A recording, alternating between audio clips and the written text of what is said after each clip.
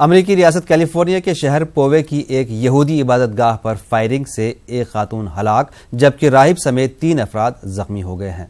واقعے کے بعد ایک 19 سالہ شخص کو گرفتار کر لیا گیا ہے۔ اطلاعات کے مطابق واقعہ اس وقت پیش آیا جب سیناگوگ میں پاس اوور کی تقریب جاری تھی۔ واضح رہے کہ یہ واقعہ امریکی شہر پیٹرزبرگ کے سیناگوگ پر حملے کے 6 ماہ بعد پیش آیا ہے جس میں 11 افراد ہلاک ہو گئے تھے۔ اس واقعے کو حالیہ امریکی تاریخ کا بدترین یہود دشمن حملہ سمجھا جاتا ہے۔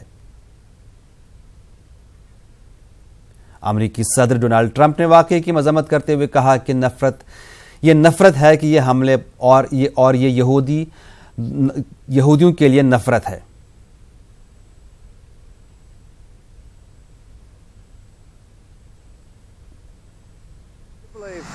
With respect to the synagogue in California near San Diego, and we're doing some very heavy research. We'll see what happens, what comes up.